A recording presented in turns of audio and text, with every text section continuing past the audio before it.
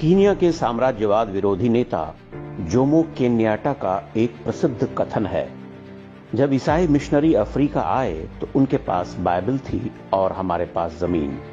उन्होंने हमसे कहा, आंखें बंद करके प्रार्थना करो। जब हमने आंखें खोली तो पाया कि उनके पास जमीन थी और हमारे पास बाइबल। जोमो केन्याटा जब पैदा हुए थे उसके बहुत पहले ही भारत में एक सामान्य वनवासी नौजवान ने ईसाई मिशनरियों की इस धूर्तता को भांप लिया था। उसने इस खतरे को न केवल समझा बल्कि अपने पूरे समाज को भी सजग करने के लिए अपना सर्वस्व बलिदान कर दिया।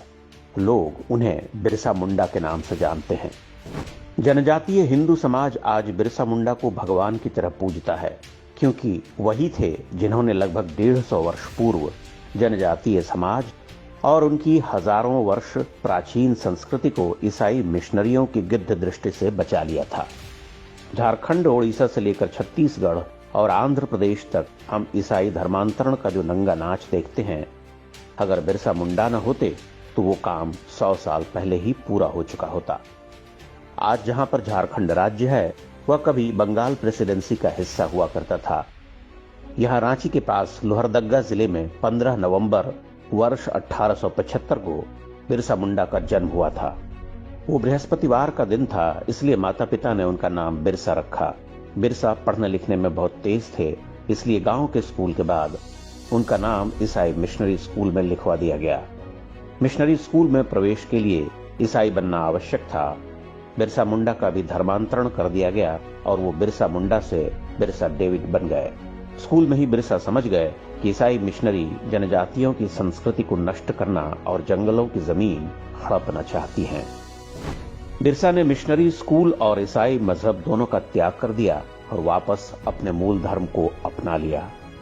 उन्होंने जनजातीय समुदाय में जागरूकता पैदा करना शुरू किया, उन्हें एकजुट किया और अंग्रेजों को लगाम देना बंद कर दिया। इससे ईसाई मिशनरियां तिलमिला गईं और अंग्रेज सरकार में खलबली मच गई। बिरसा मुंडा पर मुकदमा चलाया गया। मात्र 20 वर्ष के बिरसा को जेल की सजा सुना दी गई। इसके बाद तो पूरे वनवासी क्षेत्र में ऐसी चिंगारी भड़की जिससे पैदा लपटों को काबू करना अंग्रेजों के लिए असंभव हो गया।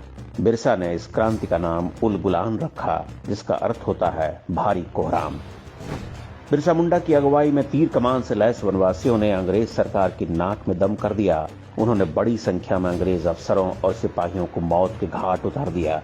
बिरसा की छापामार शैली का अंग्रेजों के पास कोई जवाब नहीं था। उनका बंदूकों से लैस होना भी वनवासियों के तीर कमान के आगे लाचार था। बिरसा के बढ़ते बल को देखकर अंग्रेजों के सिर पर खून सवार हो चुका था। 9 जनवरी वर्ष 1899 को उन्होंने रांची के पास खूंटी जिले में डोबारी बुरू नाम के एक पहाड़ को घेर कर वहां गोलियां बरसाईं। उस घटना में बड़ी संख्या में बिरसा मुंडा के समर्थक मारे गए। इनमें कई महिलाएं और बच्चे भी थे। इसकी तुलना पंजाब के जालियांवाला बाग हत्याकांड से की जाती है। डोबारी बुरू गोलीकांड में तो बिरसा मुंडा बच निकले, लेकिन 3 फरवरी 1900 को अंग्रेजों ने धोखे से उनको पकड़ लिया। बिरसा मुंडा को जेल में डाल दिया गया। यह चित्र तब का है जब अंग्रेज सिपाही उन्हें बेड़ियों में बांधकर रांची ले जा रहे थे।